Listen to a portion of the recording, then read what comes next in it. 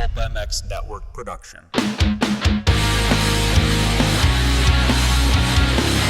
Bringing you a cheeky Brit and an American YouTube racing sensation weekly. It's the LVK More Than Moto podcast with your hosts, Phillips and Kellen Brauer. Welcome back, everybody, to another edition of the Leatt LVK More Than Moto podcast. I am Kellen Brauer, and I'm joined again this week by the man, the myth, the legend. It is Cade Clason. We are still without Big Lou. I know he is back doing podcasts this week, but I told him, hey, man, I want you to keep resting, and I do know that one of the podcasts he already did, he feels pretty exhausted from doing. So thank you, Cade, again, for stepping in and doing another show with us, buddy. It was awesome having you last week, and now we get to hear more of the Cadeisms this week. Yes, I'm very happy to be here. I'm glad I can help keep income coming into Lewis's wallet, while also just promoting his show, growing it. And he's not only collecting money from Steve, but also from the very team I ride for. You know, I'm just here supporting you and him. That's what I do. Well, we appreciate you for that because you are a kind gentleman, giving of your time and money, as they say. But no, thanks again for joining us. Going to be a fun show. Last week, we talked about a lot of really interesting topics, and I feel like the feedback was pretty positive. Did you have a lot of good fan feedback from the show? Oh, great fan feedback. The fans of LVK are tremendous, very positive. I don't know why Lewis has so many issues. I mean, I can understand why people don't like the guy. Maybe he should just change. He might be a little bit more blunt than you, I think. I think that's the difference. But, I mean, he's got his opinions. You have yours. I'm blunt just with good opinions. True. I think one thing that he and I both come across more often than not is the fans generally think we have no idea what we're talking about because we're not like you. We're not a professional athlete, so we haven't lived that experience. So they can't really criticize you because you've lived it, right? Yeah, nope, they have a valid point. I feel like you might agree. It's, We're teetering into Phil territory. Phil has very negative views of the opinion of the media here. So, yeah. I mean, you guys should almost just report the stories that you see. It's fine. We're just going to go a different direction. We'll get into our topics in a second, but first, off weekend of the outdoors. I know for you it was like racing and then immediately to an off weekend. What did you do? And then is this something that riders generally are like happy for this early in a championship, 4 rounds in, to have an off weekend? Outdoors, yeah. I think guys want more off weekends than not. It's just a grind, not only, especially for the privateers, right? Getting bikes ready, trying to get their riding in, and just getting recovered. It's exhausting. I know the club guys, they rode Monday, Tuesday this week so they could have Wednesday, Thursday, and Friday off going into Southwick because it's obviously going to be so brutal. I personally did my riding and then got on the downhill bike, took some of the boys to a downhill park here in North Carolina, and we had ourselves a day. I think I did nearly 6 hours on the bicycle. Whoa. Yeah. I mean, it's all downhill stuff. Like, it's still a grind. Like, it's still hard. But it's not like I'm pedaling uphill all day. It's nothing like that. No, but I mean, we had a day. I think we did 16 laps. Damn. Are you the double black diamond type guy on downhill stuff, or do you try to find like a balance of doing the easier and hard stuff? I ride the easy stuff just because like I'm trying to get Kyle Peters, more into it, and he won't ride that stuff with me. Oh, but I actually let him ride my wife's downhill bike because they're like the same size, and he had so much fun on the downhill bike. So I got him down some stuff that was pretty tough, and but I also had like, do you know Keegan Rowley, number 900? He rides for Rock River now. Yeah. So I guess I didn't know this. He was like World Cup level mountain biker before he turned full-time moto, like during COVID. And I was riding with one of the pros a couple weeks ago, and he told me that he's best friends with him. And so I asked him, he's like, yeah, I ride mountain bikes all the time. I used to be pretty good. And I went and rode with him, and he's like pretty sick. Damn. So he went with us, and Justin Turner and a couple other kids from club all came with. So we had a good time. That's pretty cool. One of those things you would like never know about a guy just hiding out in the shadows there, being a borderline pro downhill guy, huh? Yeah. So like some of the guys told me he used to be like super legit, and I could see it because he was pretty awesome to ride with. And it kind of like shocked me because it's not often I get to ride with people that are better than me on mountain bikes, but I think if I put Keegan on a downhill bike, he'd teach me a thing or two. You got to take him out then and get some tips off of him, and maybe upgrade the Cade stats a little bit too. Yep, you're not wrong. But that's cool. I'm glad that you had a fun off weekend. It's not really an off weekend ever for you guys, but at least get out and do something fun a little bit. And now we get to roll into Southwick, which I'm already excited. I looked at the weather. It's not going to be as hot as it has been the last like 5 days there, because I don't know if you saw the heat wave in the Northeast and all that stuff. But yeah, going to be like 70s this weekend, so not terrible at least. Sounds nice. It's 111 at my house today. Brutal. Yeah. The feel like's 111. It was 99. How hot was it the last couple days at club? About that, yeah. Jesus, man. We're in the dog days of summer now, that's for sure. Yeah, it's tough. Big heat wave. Okay, well, like I said, it's not going to be too bad at Southwick, and we'll talk about that and a couple other things coming up on the show. Big thanks to Leatt, Racetech, Namura, and Partzilla, of course, for backing us every single week, and we'll tell you guys more about them throughout the show. But we'll get into our topics. As with every LVK More Than Moto pod, I have 3 topics. Cade has also brought 3 topics, so we'll get into that and more on the show today. So my first topic to you is it kind of spins off of this rumor mill that the Coonans may have been coming to Southwick. It's not going to happen for those that are trying to follow this story. It was kind of just drama stirred up, but it's not going to happen. KTM was not aware of it potentially happening. That's not the point of this question that I'm going to bring to you anyway. Point is, they weren't even aware of it, so it wasn't even close. No. The point of this question is we get this a lot where especially these few rounds of outdoors, Southwick, Unadilla, come up as like off weekends for GP guys where maybe they're going to float over here and do a GP. And we've had a couple of guys now kind of almost stay over here in like Kulas and guys like those. But I'm curious from your perspective, because now you've done World Supercross, you've raced over here, your entire career. You haven't done an MXGP yet, I don't think, but obviously it's something that, guys are considering doing, jumping back and forth a little bit. Is there any chance on God's green earth that we will see a day where like this crossover can actually happen? Like we actually have GP guys racing over here more often, and even American guys going over there sometimes and racing as well? Or is it simply we're just like in 2 different leagues on 2 different sides of the pond and it's never going to work? No, I don't think it'll ever work. Not in the current system. It is. MXGP is such a long season and it's such a grind, and those teams don't really want to let their guys come over and waste energy doing stuff that's, it's just fun. It's just, it's whatever. Because yeah, they can still come over here and get hurt. I think there's a better chance of a MXGP guy like doing World Supercross at some point. But that's really like, it's the end of that. I mean, do I think a US guy could go race GPs? Yeah, certain guys could, but they're only going to do that. They're not going to do the GPs and then a few US races. It's too much of a grind. And I don't think people realize how hard it is to fly across the pond and race. Those travel days are unbelievable. And then you get there and you don't want to spend 2 weeks there.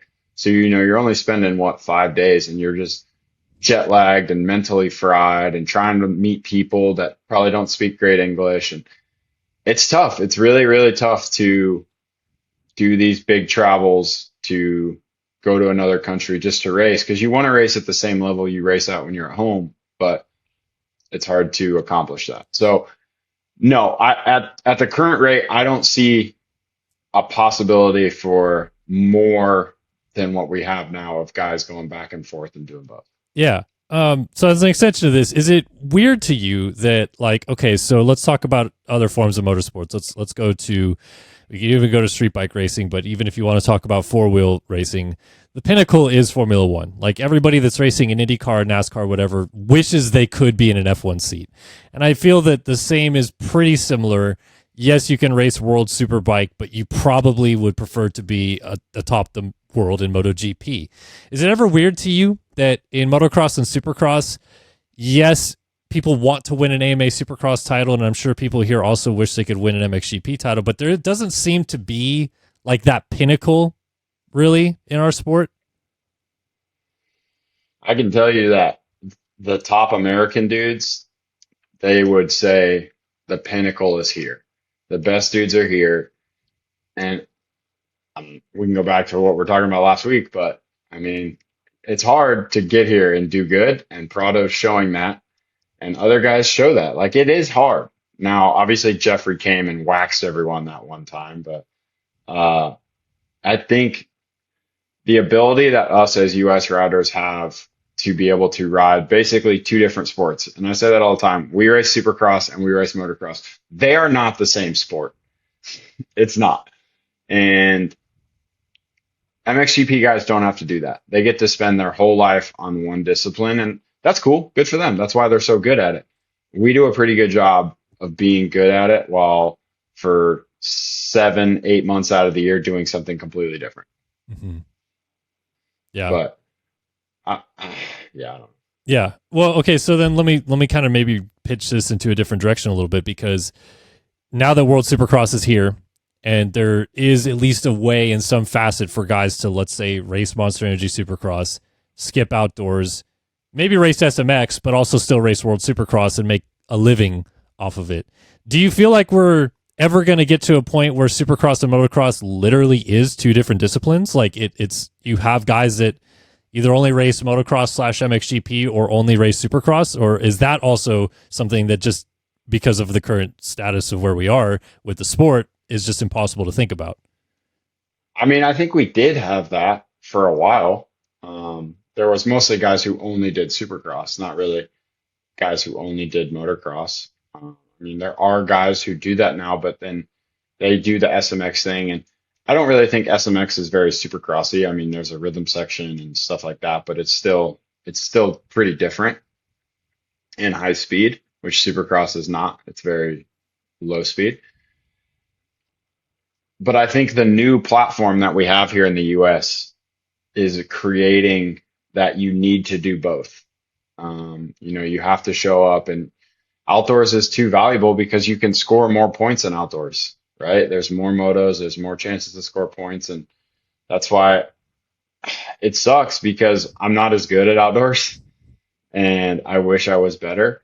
But if you can go and score points, like that's why Grant gets seated in SMX every year, is because he's so good at outdoors and he just sets himself up, where I'm kind of the opposite. So no, I don't think anymore you will see many guys other than like Justin Hill, which is odd to me, be solely a Supercross or solely a motocross guy. I mean, but the Euro guys that have come over that are like racing, there's a reason they're only racing outdoors. Like, yeah, they're going to do SMX, but they're not going to go do Supercross too. And that they don't want to, because it's hard and it's dangerous and they don't want to learn it at this point in their life. Like, we saw how that went for Kulas this year. Like, he missed multiple night shows. Like, that's pretty insane if you ask me. Well, that's kind of why I kind of wanted to bring it up, because again, you bring up Kulas and his situation this year. It hasn't gone good in Supercross, but no one is focused on that because everyone's been talking about Prado.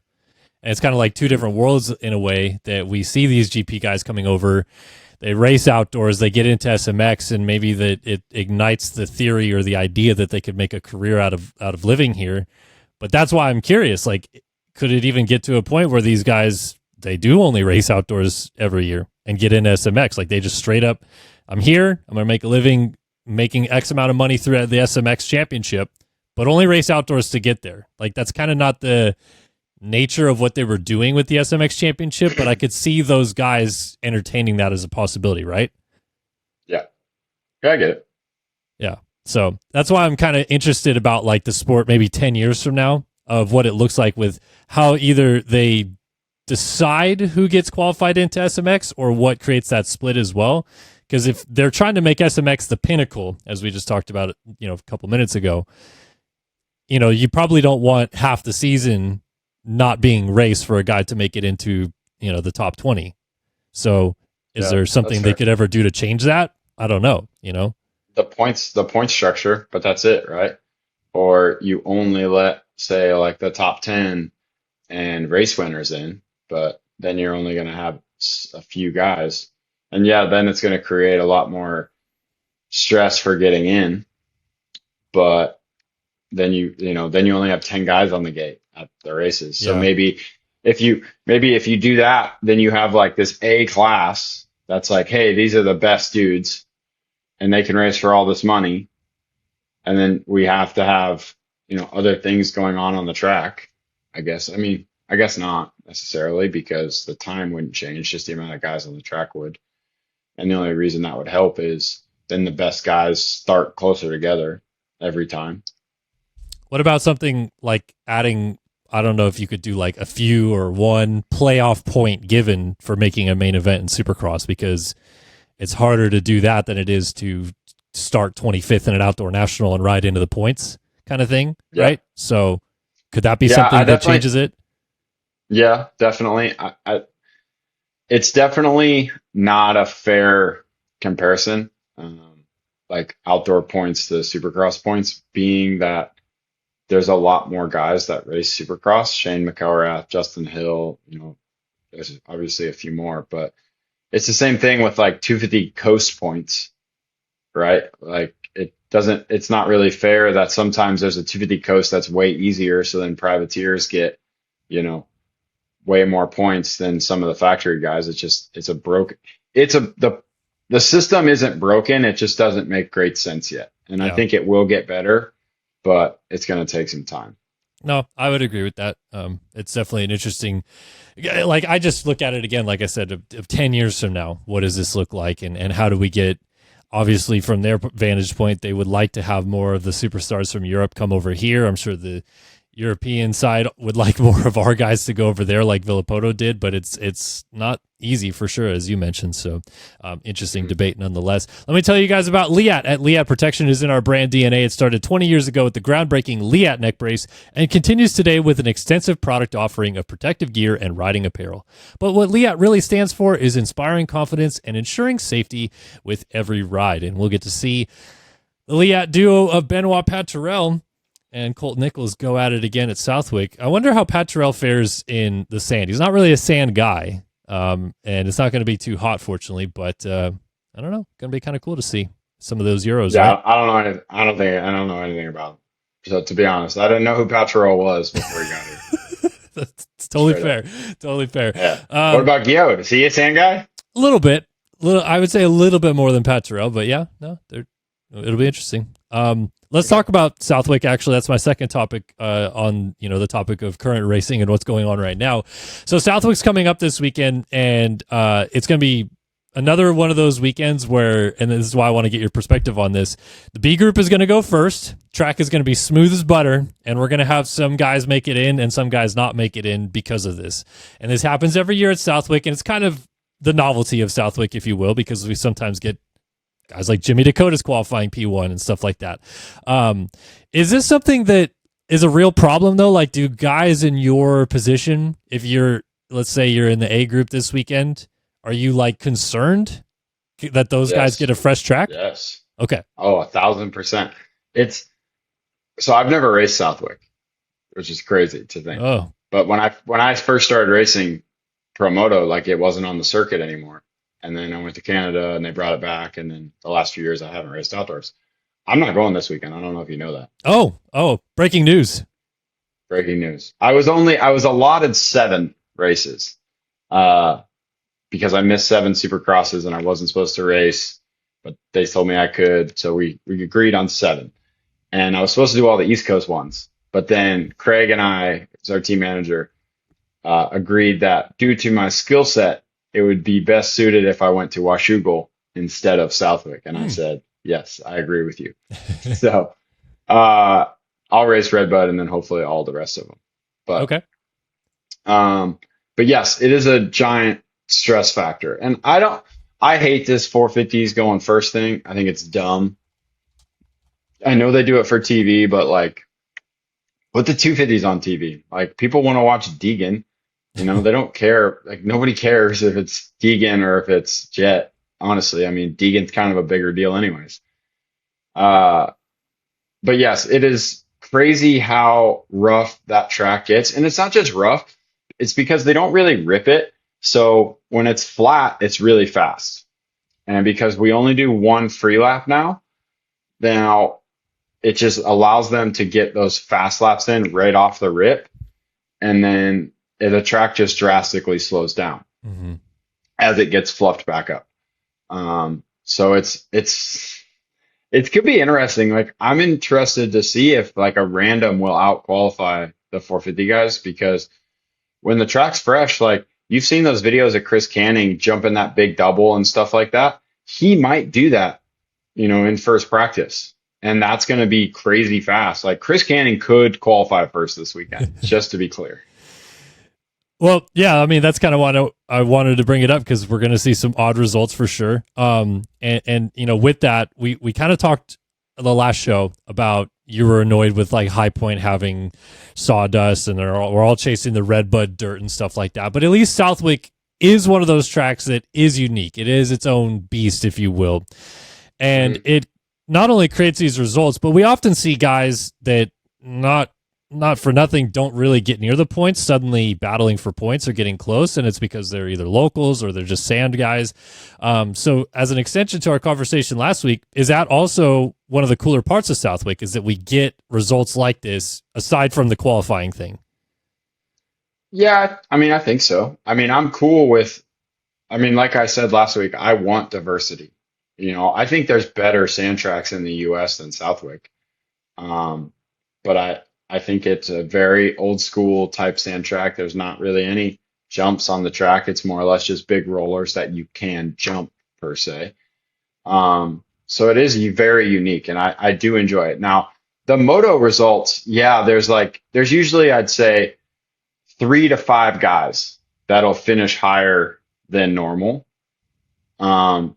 But the annoying part to me is just practice, because there's guys that would never qualify for a national anywhere else, but then all of a sudden at Southwick they qualified 10th because the track is unfair. And that's just annoying to me. I've missed 2 nationals in my whole career. One of them was Redbud last year after I spent 10 days in Whistler riding my mountain bike and then didn't ride before Redbud. And then the other one was at Ironman. The 450B practice went out in 2014. And then as soon as they started the A practice, which I was in, it started monsooning. And I think Tomac qualified 3rd. Like, two dudes out of B practice qualified 1st and 2nd. Like, it was just completely unfair. And then they canceled the LCQ. So I didn't get to race. But it's just like, sometimes stuff like that happens, and yes, it sucks and it's unfair. But like in this instance, it's not fair. Like, the A group should go first because they've earned that right. And now you're giving that right to somebody else just because they are in that practice. Well, I mean, so you mentioned it, like, as soon as a few laps go down in B, the track is fluffed enough that it's already, the lap times are getting much slower. I mean, is it crazy to assume that you could maybe just have it be like press days a little longer? You let the guys ride the whole track, they fluff it up then, and then when you start on Saturday morning, it's already a little bit worn in? Like, could that even the playing field a little bit more? But don't they race on Friday? Like, yeah, amateur day stuff, yeah. But well, then, I mean, you can't leave that track from amateur day. That's what I'm saying. So, like, I don't know, like, maybe after press, that's when they do some track prep and finish amateur day, like the last hour. So it's a little rough from that or something. I don't know. Like, it's possible, dude. Southwick would, I mean, do you remember how gnarly Southwick was like 2 years ago? Yeah. Like that, like you did the S and then you dropped over the thing. It was just ruts and huge rollers. And I was like, I'm so glad I'm not there. Yeah. But I think if you start with it rough, it's just, I mean, I think it's just an instance that it's like, hey, the A guys get to go first this weekend because they've earned the right to be in the better advantaged practice. Mm-hmm. Like that's why that's there. The only reason it goes B, A, B is because they want the fans to be able to watch the A practices back to back and then be able to go to the pits. Yeah. Like, that's it. Well, so yeah, but also TV, because they also want to be able to stack the practices together, especially for second qualifiers, so they can have it run concurrent on TV. So They don't show the B practice anyways. Just run a segment for 15 minutes about your sponsors. that'll go Be over fine. real well with people on Twitter. People will be stoked I understand. if there's bikes on the I track and they're not showing it. Yes, I understand. I understand. I get it. I'm No. with you. No, I mean, I agree with you. I think that you're right. They deserve, the A guys earn the right to have the upper hand, the advantage. They raced their way into this position. They traveled the country enough to go to races to be in this position, whatever you want to call it. They've earned that right. So I'm with you there. But I mean, hey, I'm pretty sure we're going to see B go first this weekend. So we'll see. We will. We'll see some interesting results from the WIC. Let me tell you guys about Racetech. For 40 years, Racetech has been supplying the motorcycle industry with high-quality suspension components made right here in the USA. For modern to vintage, Racetech is your go-to source for suspension performance. And hey, could use that Racetech suspension this weekend when the track is absolutely naughty in those second motos. And we'll see, I guess, the 250 guys dealing with it the worst. So, brutal. Yeah. All right. How many more are they doing like this? Do you know? Like the 450s first? I think it literally just comes down to if they get it live on NBC in that slot. And I don't remember how many. I think there's like 2 more live NBC slots, but I don't remember. I think one of them is late enough that it's still the normal schedule or something like that. So, but yeah, it's all TV related for those that are ever confused. Why are we switching? What's going on? That's what it is. It's all about TV. So yeah. All right, let's get into my last topic of the day. We'll go back to a more broader sport at large topic here. And it's one that like I don't necessarily look at as a problem necessarily. It's awesome that it is this way in a sense because it means that these companies have really poured a lot of money and time into the sport. But basically, I just am curious of whether or not Supercross and motocross in general, and this could be including all-encompassing, we could talk MXGP as well because Monster's big over there. Are we too reliant on energy drink sponsorship? Because it's carried the sport for the better part of 2 decades now. It's been the title sponsor of Supercross since 2008, I believe it was when it started. So it's been, Monster's been around. Red Bull's been pouring money into the sport. Obviously, Rockstar's still here doing their thing. And it seems like if tomorrow they all snap their fingers and say we're done with action sports, that would create a massive problem for us. But do you feel that way or no? I do about that. Yes. If they decided to pull out, we would have a big issue as a sport in a whole. I think basically all the factory teams rely on some sort of energy drink as a sponsor, and that's millions of dollars a year. The amount of money that Monster has to put into our sport is unbelievable. I mean, it has to be well into the tens of millions, maybe even $100 million. If you add everything and every salary and all that stuff for the moto guys in, that's a lot of money to lose and then have to go find somewhere else.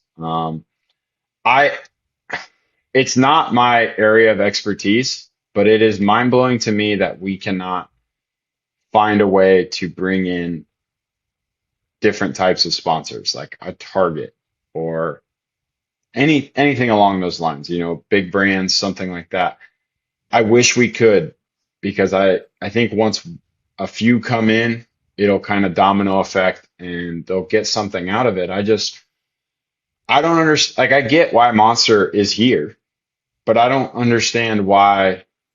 And I think we've all said this enough times. I don't understand why we can't land those sponsors. If JGR couldn't do it, then there's obviously an issue. And I wish those companies would say to someone, this is the issue, and we could work on it, right? Mm-hmm. Because it's probably something dumb. Like, I get that dirt bike racing isn't the most relatable thing in the world because not everyone has done it. But I feel like neither is NASCAR racing. Like, I bet there's more young people that would be interested in coming to one of our events than would want to go to a NASCAR event. So why are they, higher on the totem pole than we are when it comes to being able to land those big sponsors?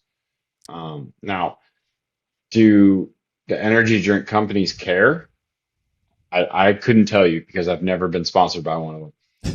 But I'm glad they're here because I do think it would be an issue. I think Feld would be able to find a new title sponsor for Supercross. I think that's something they would be able to handle. But the teams would be, I think, in a world of problems.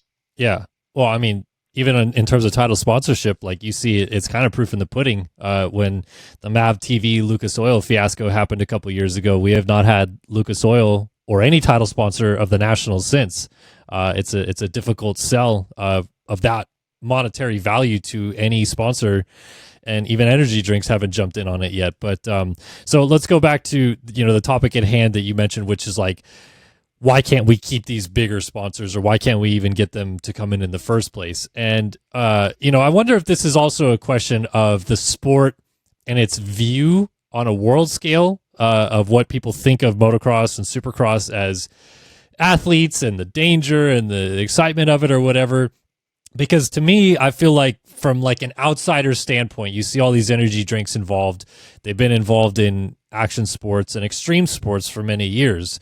Like, is it part of the problem that it's still looked at as like that extreme action sport crossover too much? So like one of those bigger sponsors can't look at it as like, hey, we're a mainstream sport. Like, we're going to a mainstream platform that's on a mainstream network, which we are.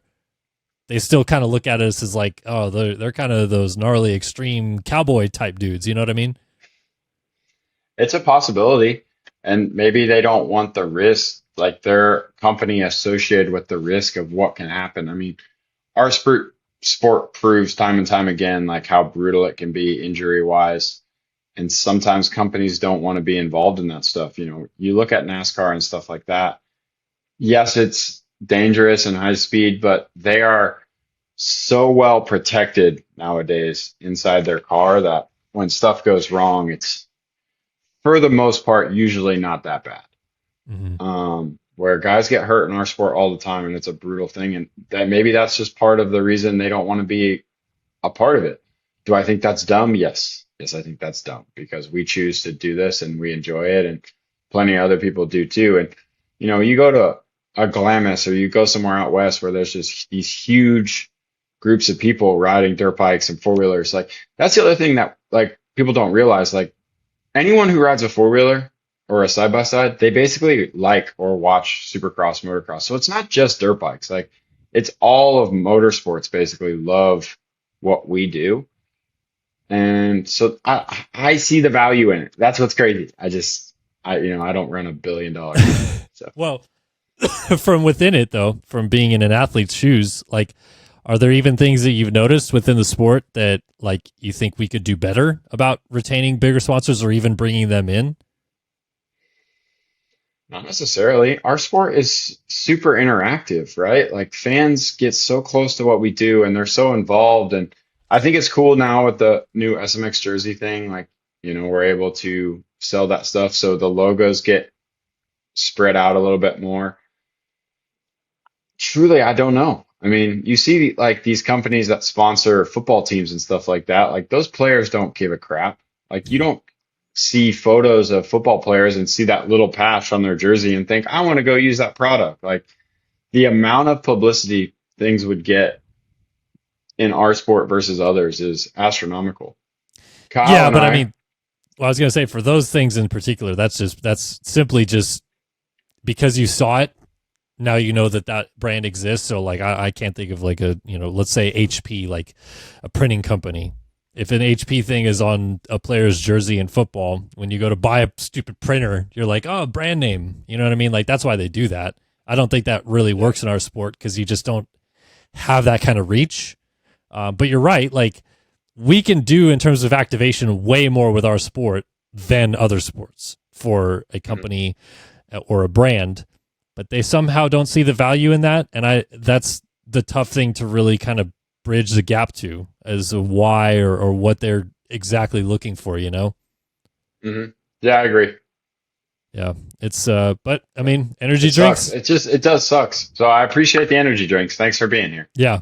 I mean, they've definitely carried it along the way. I didn't listen to Gypsy's thing.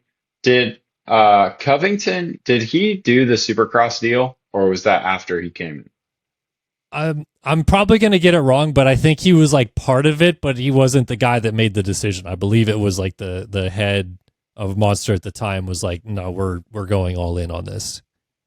Okay. I might have that slightly wrong, but that's just how I interpret it by the way that he explained it. So, but yeah, I mean, they went in and Red Bull's been in and all that stuff. Do you think that there's like a chance that one day we could like lose one and be okay? Or is it like Probably.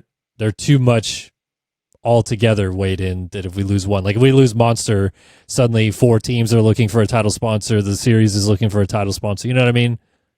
Yeah. I mean, losing Monster, I think, would be the biggest hit. Um,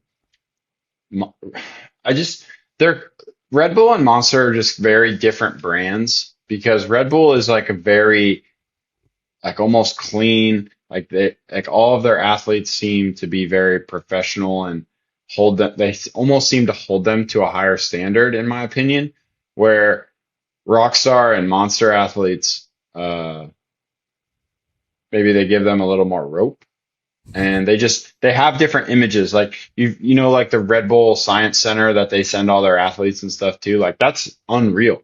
Like, some of the stuff they have there is some of the best stuff in the world.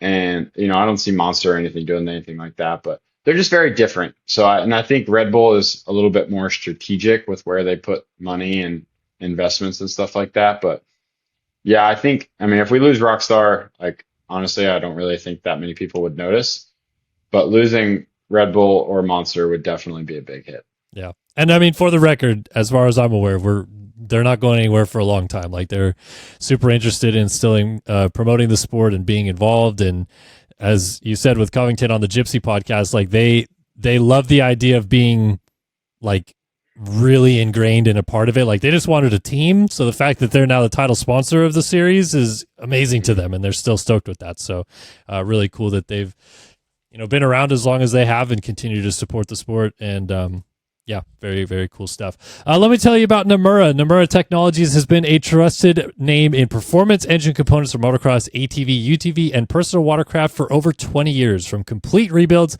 to high-performance upgrades, Namura delivers precision-engineered parts built to perform under pressure. Their expanding lineup includes cast and forged pistons, connecting rods, gasket kits, engine valves, and cylinder kits, all designed to meet or exceed OEM specifications. Find full product details and application coverage at Namura.com. And of course, they are also a proud sponsor of the 2025 Pro Motocross Championship. Second half of the show brought to you by Partzilla, as it was last week. And Cade Clason, take it away, my friend. Oh yeah, thanks. I was like, I thought this was like the team update, and I was like, what are you talking about? No, Yeah, we'll get to that. this. Yeah, we got that. All right, first one. I was thinking about this the other day. I heard it on another podcast for another sport, and I thought it was a great idea. And I was like, oh, I wish I was on LVK this week so I could use that as a topic. And then boom, you texted me. What racer in history? Could be any time frame, current guy, past guy. Would you like to give them a do-over and they can start their career over completely from scratch? Like, maybe a little bit of the knowledge they have now, but for the most part, just start over because they were dealt a bad hand. Okay. Can we like do multiple levels of this to a degree? Sure. Okay. You do whatever you want. I would personally like to see Trey Canard's career over again, minus injuries. I think it would look a little different in the record books just based on the talent that he possessed, and obviously that 2012 back injury was kind of gnarly. You have something to say, Mr. Clason? I have a question. Do you think his career is different if he doesn't win the 250 title his first year? Maybe, because I think the next 2 years he put too much pressure on himself. But I think as soon as he got to a 450, I think it wiped all that stuff away a little bit. Right, he didn't get 3 years, though. He got 2 years. He raced in 08, and his last year on a 250 was 2010. So, I don't know what you mean by that.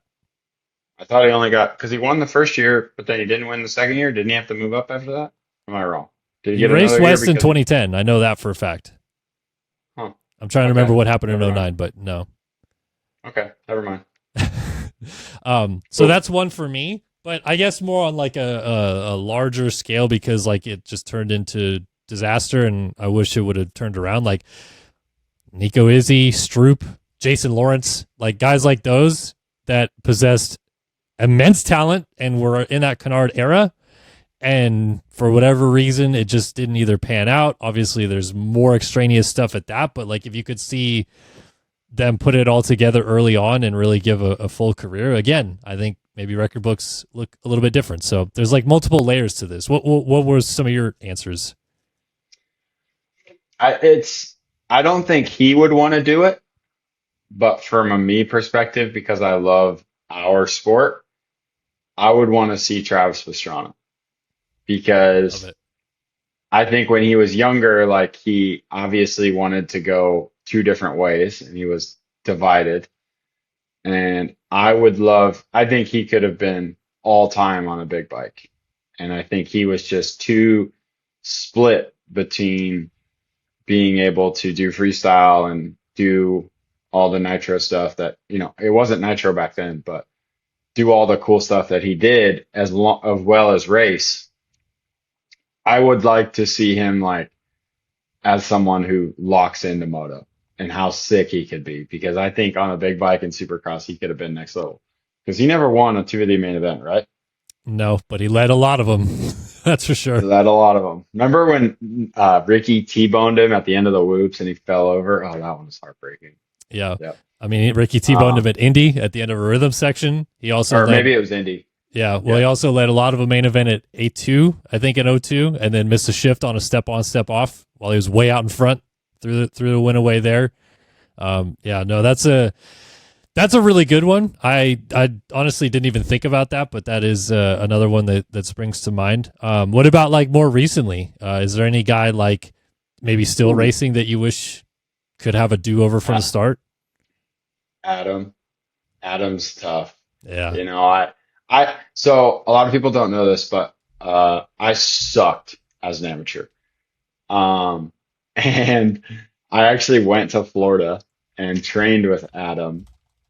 So Adam used to have like another team green guy live with him when he was an amateur. So when I was with him, he was on a super mini and he had Zach Freeberg living with him, who was in the A class, and they did all their training together and stuff like that.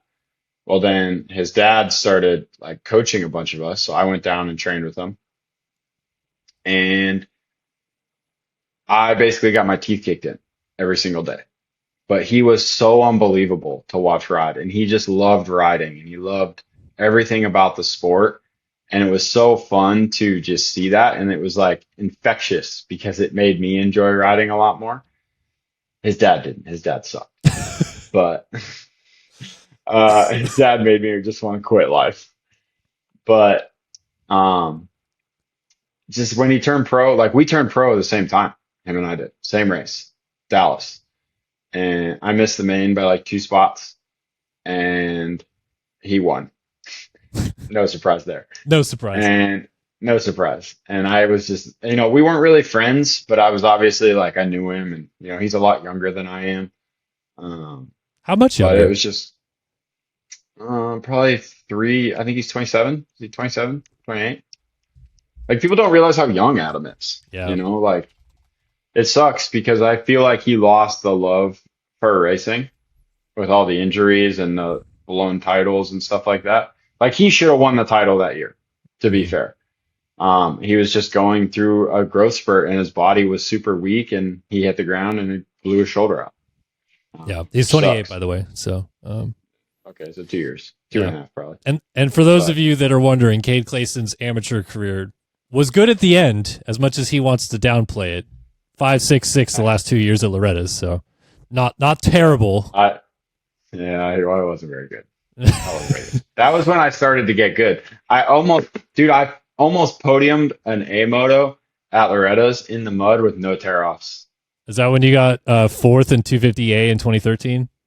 Yep. Bisceglia, Macaras 2nd, Bobby Piazza 3rd. You couldn't pass Bobby Piazza. Come on, Cade. To be honest, I didn't even know I was in 4th. I couldn't see anything.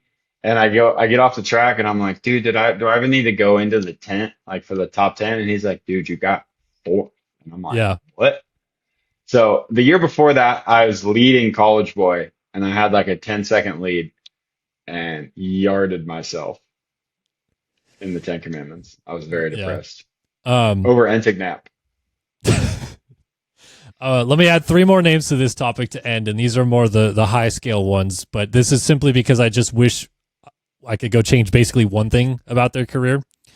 First one is James Stewart. I wish he didn't ever have to ride the 2010 first iteration of the reverse engine 450 Yamaha. I wish he was either still on Cowie then or something like that. That's a good one. And then after that, I wish that Ken Roxon never had his A2 crash in 2017. Oof. Yes. Like, I don't know how you redo that. I mean, maybe just double that section. Move over a foot. move over a foot. And then one more name, Ryan Villapoto. I wish, because he has said this, that if he had left Cowie instead of staying with them and doing GPs and stuff, he left Cowie at the end of 2014 and done what Tomac did, find a second career, second wind with a different manufacturer, he could have maybe kept going. I would have liked to see him still be on the track when Eli Tomac got there and Ryan Dungey was still doing his thing and stuff like that. I think Villapoto's career ended sooner than it should have. I think he would be considered one of the all-time greats if he had 3 or 4 more years in him, but the stats don't really get him there, you know? Bro won like 6 450 titles. What are you talking about? No, I'm Dude's saying fine. like people underrate Villapoto all the time because he has 41 Supercross wins and only 2 outdoor titles. Like that's not fair, but it's what people do because now Eli Tomac has way more wins than him, even though they have the same amount of titles.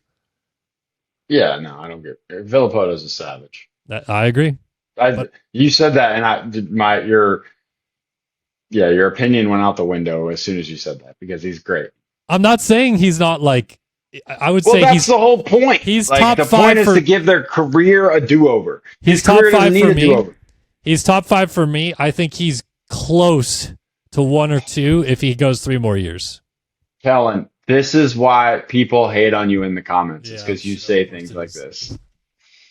All right. I just would have liked to see him go a little longer. That's all I'm saying. I just want him to go a little bit longer. How many? That says every girl ever. How many titles does Villapoto have? 6 450s and 4 250s. 10 titles. And he won the Monster Energy Cup. I would not count. I mean, the Nations was a bigger deal than Monster Cup. Winning it on a 250. Dude, winning the Nations on a 250 was sick, but I just mean winning the $1 million. Oh, yeah. Okay. Yeah. Well, Marvin Muscan also won that. So are we just pulling names? No. Marv didn't win $1 million. Do I need to pull this up, bro? Are you sure? Marv won all 3 mains? Tomac crashed out 1 year. What? I'm pulling this up. What? Are you sure? Let's hold on. 2018 Monster Cup. No. I'm trying to get the results. Please hold. I should be better at Googling than this, but yeah, I'm pretty sure Tomac and Villapoto are the only ones to do it. Marvin Muscan, 2017. Sorry, 111. Huh. So there Who you knew? go. Yep. Wow, I'm an idiot. This is why people roast you in the comments, Cade. Well, yes, but this is something like that's just a fact that I got wrong, and you told me, and I was like, oh, okay, that's fair. I was wrong. You still have an opinion that I can't prove is wrong. Okay. People can call me an idiot because I'm stupid and don't know facts. That's fair. Can we talk about your team? Can we talk about the Partzilla PRMX race team that you are not racing for this weekend? I still race for them. I have the shirt and the hat on because I am official. Not this weekend. Big deal. Not this week. Trust me, you wouldn't want to watch me ride this time. Preston got back on a bike this week, I guess. I didn't know that. He was in the group chat this week, and I was like, you're awfully vocal. And he goes, yeah, I'm in Florida. I just didn't know he was riding again. So the femur is back together. He's back on the motorcycle. I think if Jack doesn't decide to show up at some point and be the GP Jack that we all know, someone's going to beat him with a bat. Because, dude, like I see videos of him riding during the week, and I'm just like, who is that? Like, who's riding one of our bikes? Because it's not Jack. And then the other Jack shows up on the weekends. So, you know what's surprising to me? Tell me. How good Mitchell was at one point, and now he's like perfectly okay with being like me. You know what I mean? Like Mitchell and I are basically the same person. I think Okay. he's a little better than me at outdoors, but every time I see the video of him and Zach pop up on my Instagram from battling at Redbud for the moto win with 2 minutes to go, do you remember that? Yeah. I'm just Was it like, 19 or where? something? I'm just like, where is that Mitchell? Where's that Mitchell? And he has like multiple really good motos in outdoors. And I'm like, I just want that guy to show up for one weekend on outdoors right now on the 450 because he could be like, you know, an 8 to 10 guy if he rides like that. I agree. I mean, he at one point was a phenom, if that's what you want to call him, a little bit. So, but I think he's made a really good career for himself too, like in the same facet. Yeah, so do I. I'm not breath, hating on Mitchell. I like no, but I'm saying like there's a lot of guys that were like him at one point that fell off the face of the earth, for lack of a better word. So the fact that he's still here, I think, is rad. I think he's like overly positive and overly like loves himself. So it's just like, oh yeah, I suck this weekend, but it's okay. I'll be better.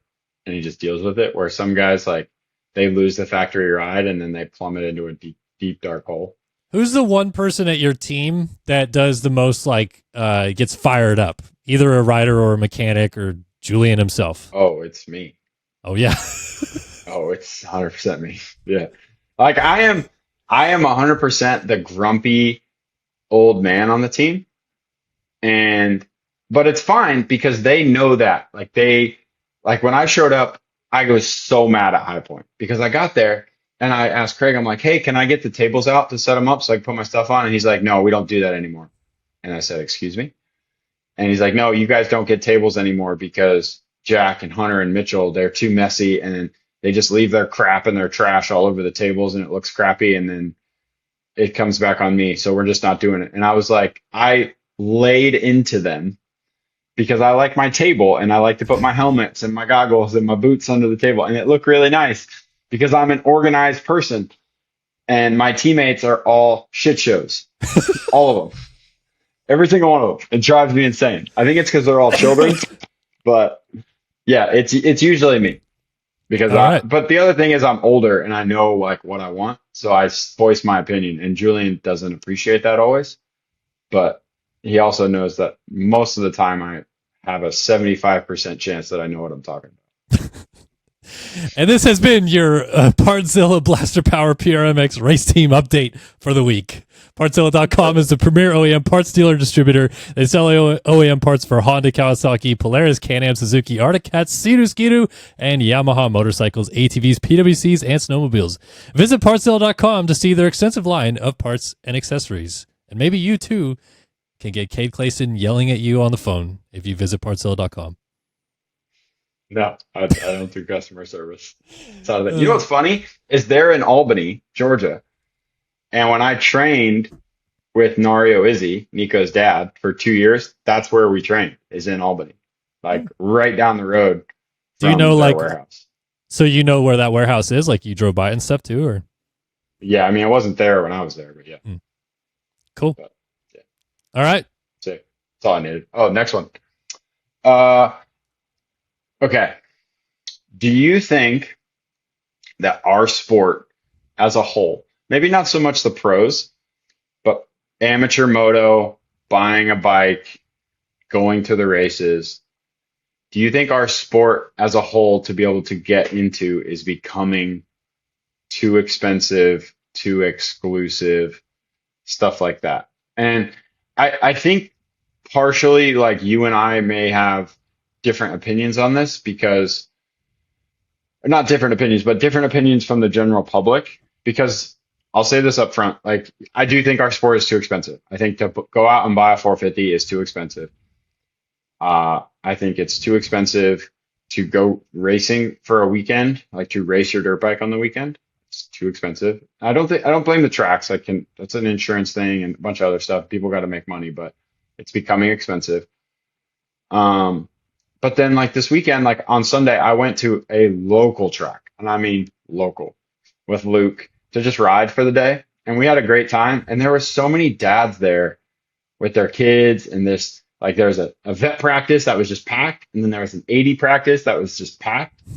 And it was cool to see. And I love that. I love going to local tracks and riding with people. But like, do you think our sport as a whole is becoming too expensive? I think it's becoming too expensive, or I think it has been too expensive for a long time to like make it, if you will, like to really dive into it and do the Lorettas and now doing combines and SMX Next and all of those things. Like the amount of money and effort it takes to do that and get your kid to a level where they'll be successful transitioning to the professional ranks has been probably too expensive for a long time. But I will actually, I guess, like give it a little bit of credit on the other side of this is like, so I grew up racing and riding. I was nowhere near the level of you guys or anything like that. But, we found ways to not spend a lot of money doing it. I never had a new bike. I never had new gear. It was always either hand-me-downs or old gear, or we went to the Chaparral sale and got the freaking super cheap $10 goggles or whatever, like just that kind of stuff.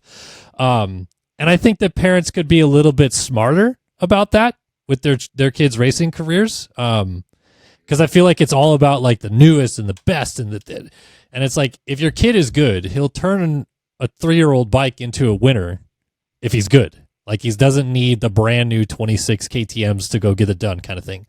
But I do also think, back to the flip side of it, that there could be things done maybe from manufacturer's standpoint that could make things a little bit easier, especially for entry level stuff. Like I remember in Europe, and they don't do it anymore, but there used to be like a YZ85 Cup, and it was a spec series. Everyone got the same bike. And I know that there's like KTM juniors and stuff, but things like that, where it's literally just the bikes are all there, show up and race and go home kind of thing. You know what I mean? Like, I think there could be a couple things like that in the sport that would make it a little bit easier, at least as a port of entry for people trying to get into racing. And I just don't see it that much, at least in the US. I mean, I don't ever. Did you just say? I kind of like my brain stopped when you said it. Did you just say that you want like a manufacturer to bring a bunch of bikes to a race and let people race them, and everyone to races try. the same bike? Like, let's say like this is a beginner level thing, because manufacturers do like ride day things. Like we're bringing out so many bikes. Come ride our machines and see if you like it, kind of thing. They've done that. Oh, okay. Yeah, I've done that. And Okay. That's what I mean. Like something similar to that, but allow like just a little spec series. Maybe it's 10 riders or something like that, and they're all on YZ85s. And it's just, bring your kid out. We'll teach him some things that maybe he's never learned about racing a motorcycle before. Maybe have a coach there, and it's put on by a manufacturer to try to help bring more people in. You know what I mean? Yeah, but that doesn't make the sport cheaper. No, but I'm saying as a point of entry, instead of a dad that has no idea what he's doing. Okay. Yeah. I mean, I more or less am like, how do we make, yeah, I guess. But I don't think it's hard to get into the sport. I really don't. I think it's easy to go to a dealership. I think that's what makes our sport unique is that, the average Joe, you could go to a dealership tomorrow, buy a Honda 450 and buy a pro license, and you could go race this weekend in Southwick. Like that's 100% possible, just to be clear. And like, that's cool that it's that accessible. Now to make it financially accessible through the ranks, I think is something that it needs worked on. Now, do I think that the SMX Next program is probably, I bet it's cheaper to do that than it is to go to Loretta's. If you did the SMX Next Supercrosses and the SMX Next Outdoors, I bet it's cheaper than going to all the qualifiers, all the regionals, to Loretta's, to Mini-O's, to one of the spring nationals. Like that shit's expensive. Mm-hmm. And they're all a week long. And now like all these guys are doing it out of vans, right? So you have a van, you drive, you or someone drives it to the race. Maybe your kid flies in or whatever. Races, drive home. You're there for 3 days. That's way cheaper than a national. So you say you do 2 or 3 races for the price of a national. Like that is better. Like I think they are trending in the right direction for some things, but like the Loretta's thing is going downhill for sure because it's way too expensive. Mm-hmm.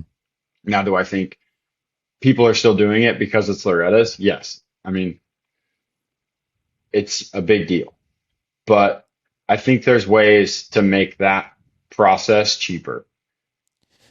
Well, and another thing too is that like I've heard that, you know, the explosion, at least for GNCC in the last, let's say 15 years, has been incredible because, you know, for amateur racers racing GNCC, you pay your entry fee and you ride for 3 hours and you go home.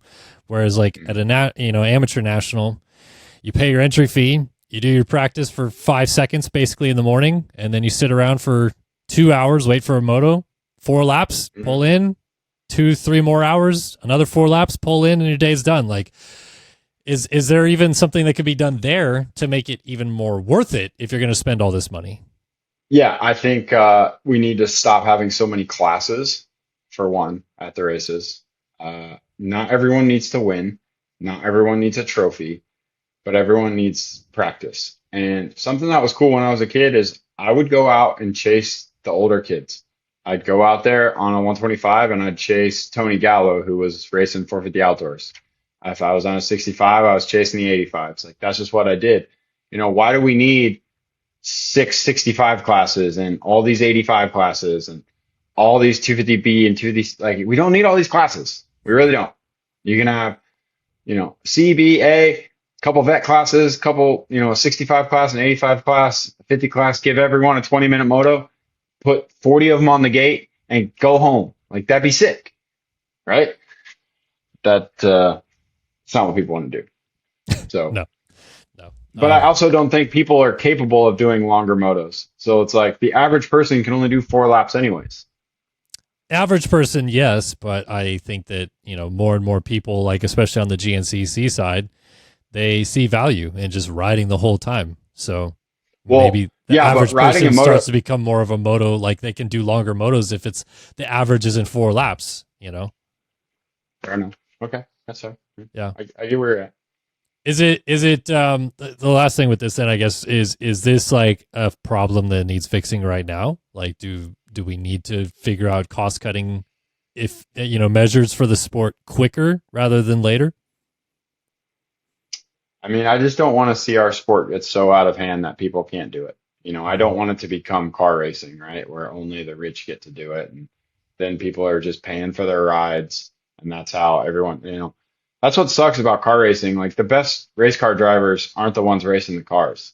It's the ones who have some rich dude backing them to pay for their ride. That's how that works in car racing, and it sucks.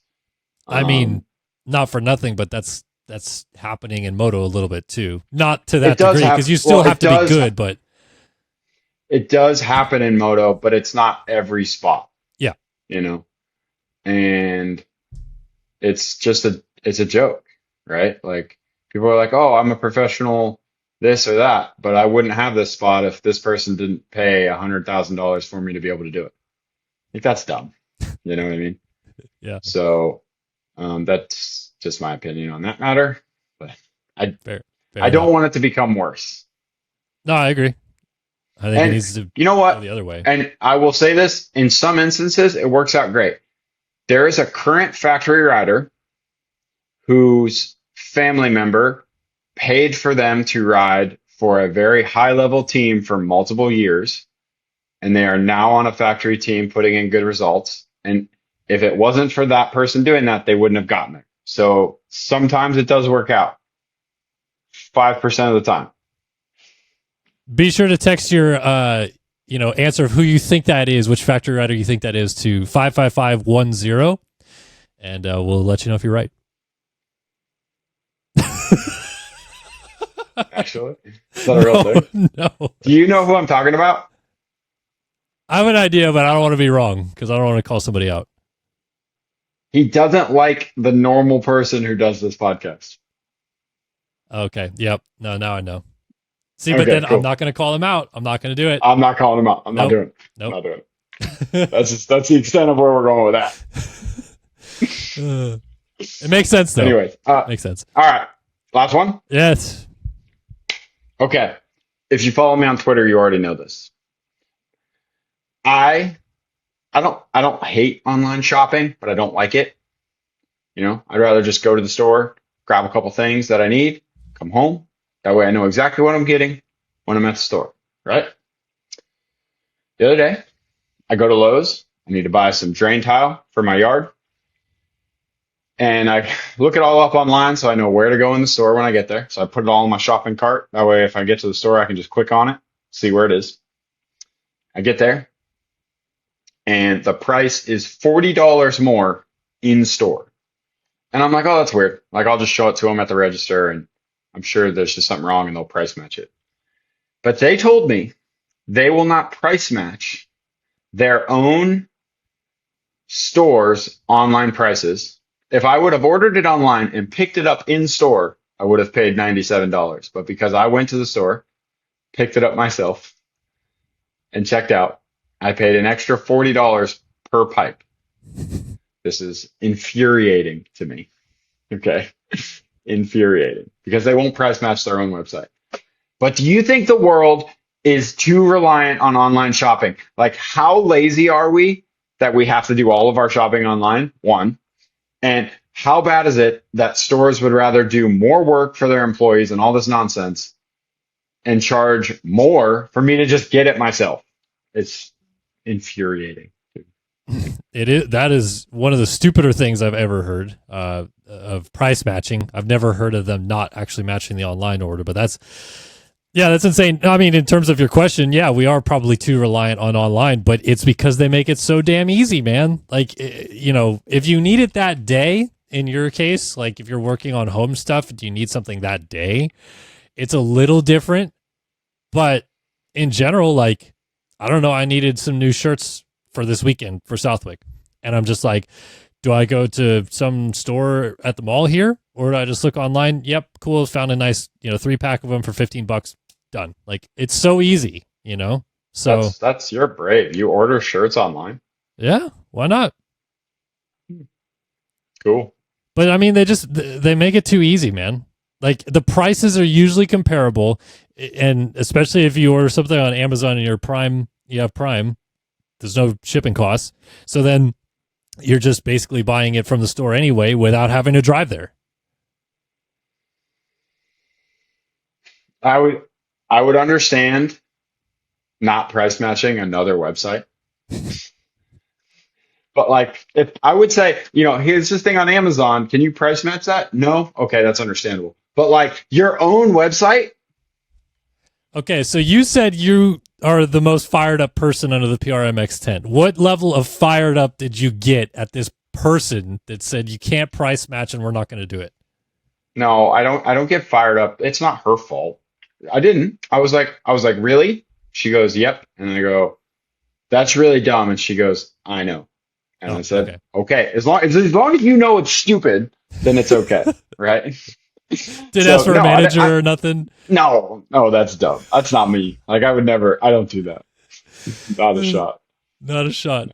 Okay. You know what? Yeah, so I posted on Twitter. Yeah. And someone replied, well, what you should do is just order it online, pay for it again, and then return it in store and get your money back for the in-store one. Like and the online order, is, return it is what he's saying. Yeah, we'll return the online order as my original in-store order. Yeah.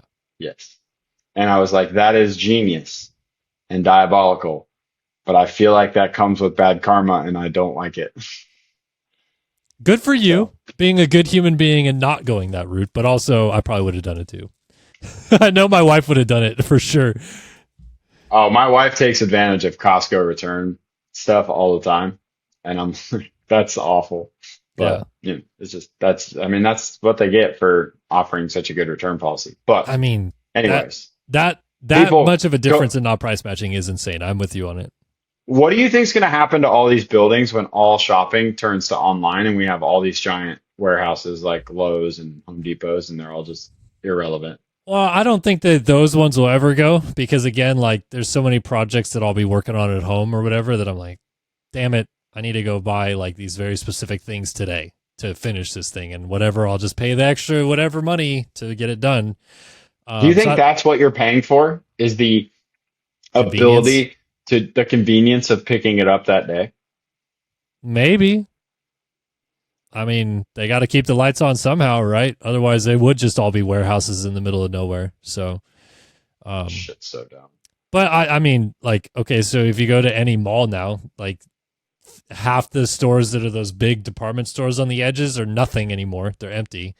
But then on the flip side, if you're walking through a mall, there's hella people in there. So I don't know what's going on. Like, it seems like people still do like to go shop in stores at places, but also everyone's buying stuff online. Are they just looking at stuff in stores and then buying it online later? You know, like, I don't get it. That's fair. Yeah, I wonder if people do that a lot. Probably like window shop kind of thing and then get it later. Yeah. Or in my case, you think it's ridiculous that I got shirts online. You try it on in store and then you go buy it online for cheaper. Yeah. I mean, that's what I did when I get suits for weddings. Like, I go try it on in store, get the exact sizes, and then order it online because it's cheaper. Is that okay? So suits for weddings, that's a good one. What are the other like non-starters you have to go get it in store type of things that aren't food? Well, yeah, suits. Man, I don't know. Stuff for my bow. Have to get stuff for my bow in person because I don't want it to be cheap and flimsy. Golf clubs. Can't That's a order good golf one. clubs online. That is a good Gotta one. go test. Yeah. Gotta test them out. Get the right length, all that stuff too. Shoes. You can't order shoes online Yeah, I because was gonna say the same. they never fit the same. Particularly running shoes for me. I always have to go in Mhm. and test them and stuff. But yeah, shoes in general, you're right. Same Just to thing. be clear, I've never bought golf clubs. I'm still using the set that my grandfather gave me when I was in high school. So if anyone wants to sponsor me with golf clubs, I love to golf. And I Do would we have say a favorite brand? Callaway? many of thank yous. No, anything. Anything from the past like 5 to 10 years, I would be okay with. Okay, how about this then? Let's end the show with this. Would you rather like your dream golf club set? And you get to keep it. You get to play with it from now until the club heads break, basically. Or go ride Jet Lawrence's bike for a day. Oh, dream golf clubs. Yeah? Yeah. I don't care to ride Jet's bike. See, this is what's really dumb is Jet's bike would be sick, but if I rode it, it would make me hate riding probably any other bike. Because it wouldn't feel the same. Or Let's wouldn't up the have ante same then. power. How about this then? Dream set of golf clubs or ride for factory Honda for one weekend. Oh, weekend's not long enough. No? No. Can't get you there for Not one race weekend. If it was like a 6-race fill-in, okay, I'd do it. I'm interested in some new golf clubs here, Kellen. I'm very aware of that now. Yes. But like I said, it would just it would ruin other bikes for me because it's like, well, it's not as good as the Honda, and that would suck. Two, I might not even like if I rode Jet setup, I might not even like it. Because the one thing that people don't understand is if you put me on Eli Tomac's bike, I probably wouldn't like it because I don't go as fast as Eli Tomac. I don't ride as aggressive as he does. It's not the bike necessarily that makes a factory bike what it is. It's the people that you have surrounding you that will put endless amounts of resources into it to make it so good. Yeah. And the brains and all the stuff behind them that makes it awesome. And that is what privateers, that is what all these people are missing is just the funding and the brain power to actually do it properly to make it awesome. Well said. Well said about the difference from factory to privateer teams. Good stuff, Cade. Hey, man, I'm glad I was here. I'm glad you were here too, and I'm glad that Leatt, Racetech, Namura, and Partzilla continue to back us along the way. Hopefully, fingers crossed, we got a big Lou sighting next week. I know he's not going to Southwick this weekend. He's on the Cade program, not going to be there this weekend. But we might have Big Lou back It's a next nice week. program. Nice program. I think Lewis would disagree. His program has not been very nice the last 2 weeks or so. But he's out of the hospital. He wasn't in the hospital nearly as long as he said he was going to be. I mean, dude, honestly, they told him. Okay, so he was out of the hospital after 5 days, 6 days, something like that. Yeah. He went back to urgent care the next 2 mornings in a row because it was still that bad. I'm like, why the hell are you out of the hospital, bro? Like, you should definitely still be there. They originally told him he was going to be in the ICU for a week. I know. Yeah. No, Which is crazy. it's probably a story we'll get into next week on the show. I'm sure of it. I'm sure there's going to be many. What happened at the hospital? Am I a dick? Might make a return because I know Lewis was unhappy with some things. So, yeah, we'll get there when it's time. But again, thank you, Cade, so much for joining us on the show. And I'll miss you at Southwick. I hope to see you at Redbud next week. Redbud, we'll be there. I'll be there. All right. Well, then, everybody that's going to Redbud, make sure you stop by the Partzilla PRMX race team and say hi to Cade and tell him you're better than Big Lou on the show. Perfect. Please, that would actually really boost my confidence. And if you see Big Lou, be sure to tell him how much better I am than him. Oh, awesome stuff. All right, guys, we'll see you next week for another edition of the LVK More Than Moto podcast.